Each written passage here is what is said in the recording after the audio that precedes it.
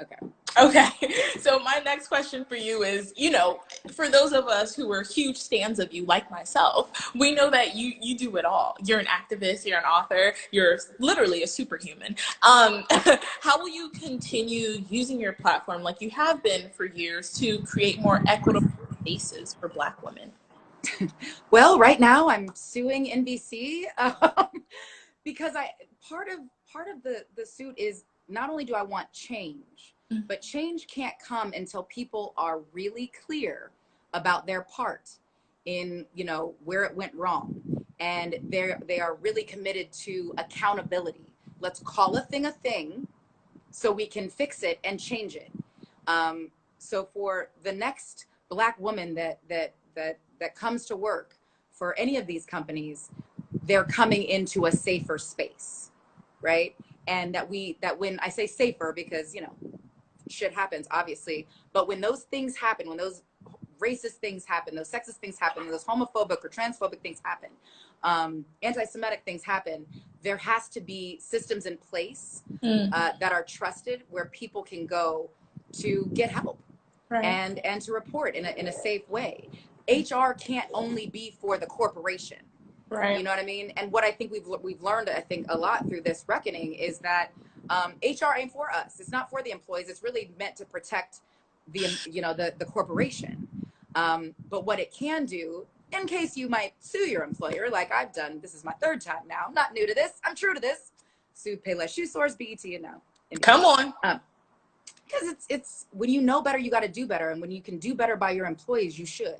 You can't claim ignorance at this point. Right. So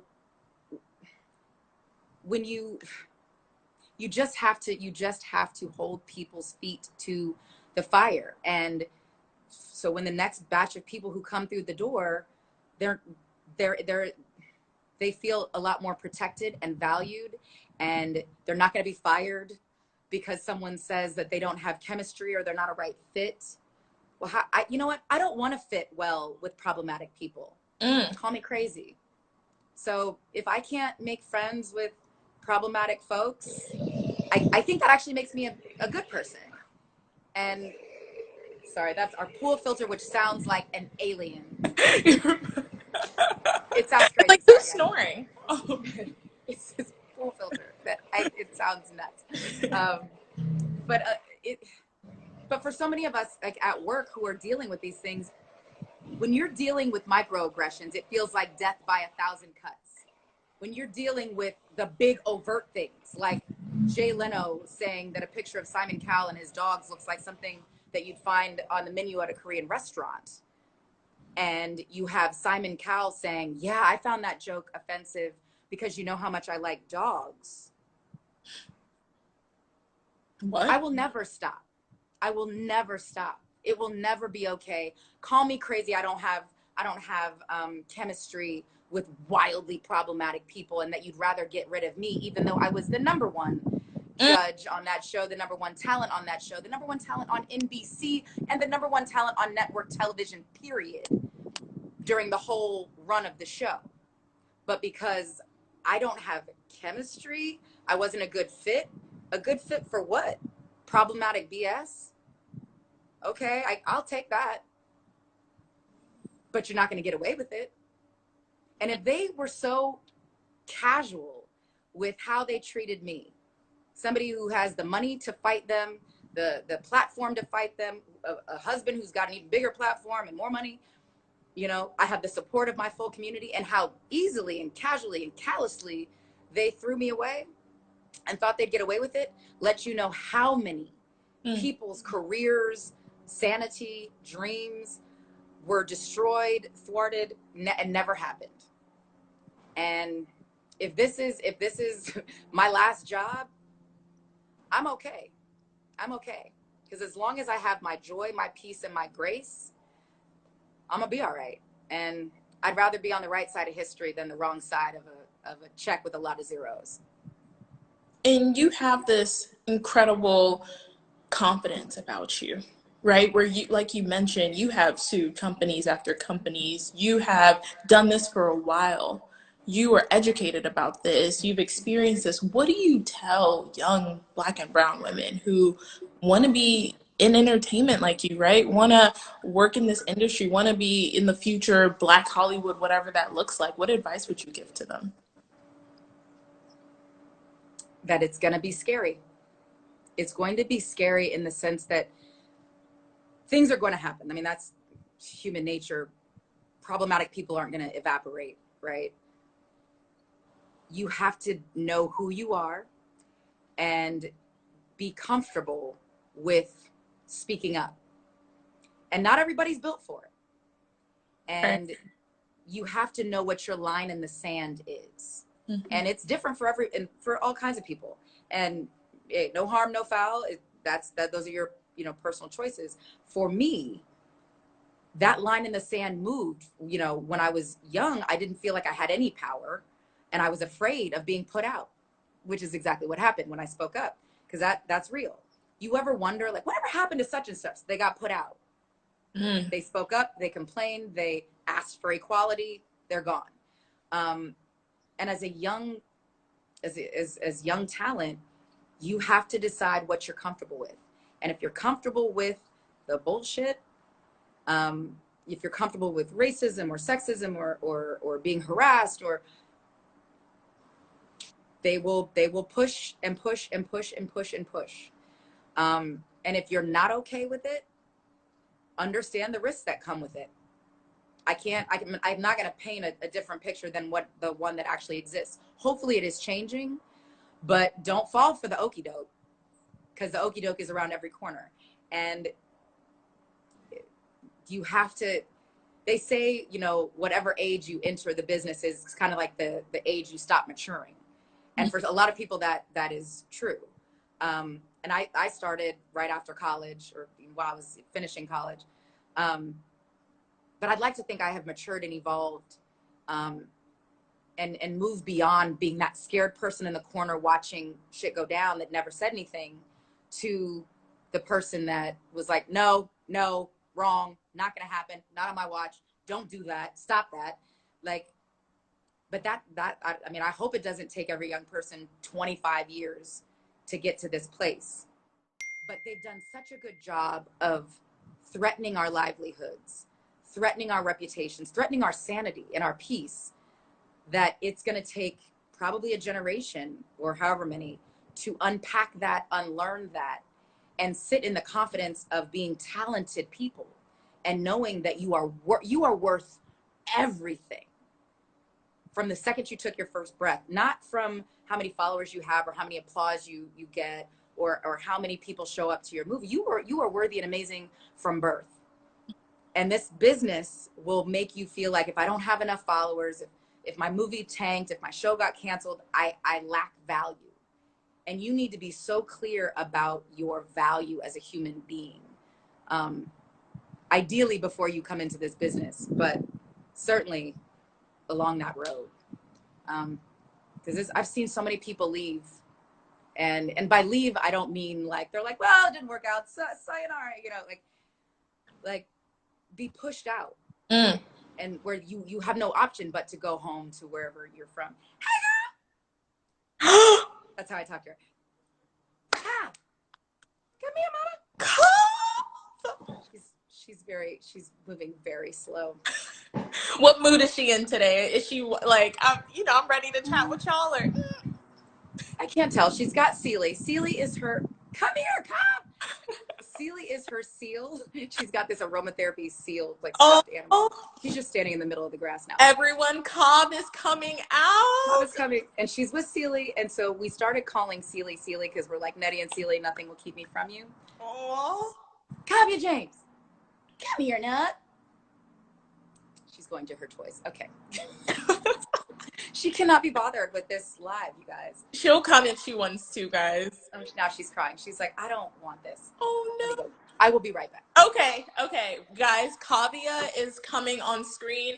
Thank you all for being with us these past 30 minutes. Thank you, Gabrielle. She's amazing. Say hi to the people. Right. Wait, there's Sealy. Hi, Mama. Hi. Can you say hi? Oh, I can't see her. Oh, no. Go. She's not with the shits. Nope. Oop, okay. Yep. She's like, and that's a wrap. And that's that on Cobb. Well, thank you. Cobb, do you want to hang out? Oh. I've got water. She likes water. Oh. Cobb, you want some water from a big person glass? She's like, no, I don't care about your life. So cute. Me and Celie have blown this popsicle stand. Well, yeah, she knows she's just walking around. Okay, well, she blessed us for those 5. She cannot be bothered with us, you guys. Everyone's like, she's not for us today in the comments. She ain't ready. Yeah. Cobb, you want to come back?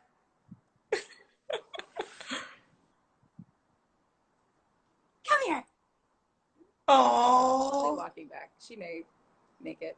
Yay. She had a very long nap, which she doesn't normally take this long a nap, so she's a little slow to wake up.